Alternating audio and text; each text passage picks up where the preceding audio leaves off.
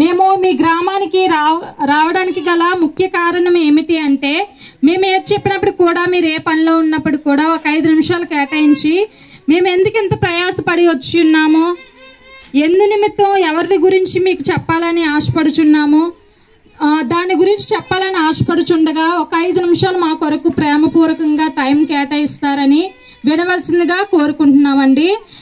మనకి ఎవరైనా ఒక వ్యక్తి సహాయం చేస్తే అనేక మందికి చెప్తాం, ఏమని, పలానా వ్యక్తి నాకు ఈ సహాయం చేశారు, నేను ఈ స్థితిలో ఉన్నానని చెప్పి.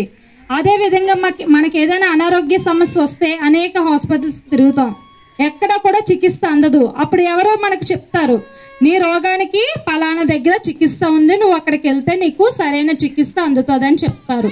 చెప్పినప్పుడు మనం ఏం చేస్తాము, వెళ్తాము. ఎందుకు, మనకి అక్కడికి వెళ్తే మన ఆరోగ్యం కుదుట పడుతుందేమోనని ఆశతో వెళ్తాము. అదేవిధంగా మేము కూడా యేసుక్రీస్తు ప్రభు వారిని నమ్ముకోనక ముందు అనేక బాధలతో, వేదంతో, దుఃఖంతో, రోగాలతో, బాధతో జీవించే వారమేనండి. ఆయన తెలుసుకోకముందు మేము కూడా లోకపరంగా జీవించే వ్యక్తులమేనండి. మేము ఈరోజు యేసుక్రీస్తు ప్రభు అని తెలుసుకున్న తర్వాత ఆయన ప్రేమ ఎట్టుదో తెలుసుకున్నాము, ఆయన ఏ విధంగా జీవించారో తెలుసుకున్నామండి. మీరు కూడా తెలుసుకోవాలని ఆశతో వచ్చి ఉన్నామండి.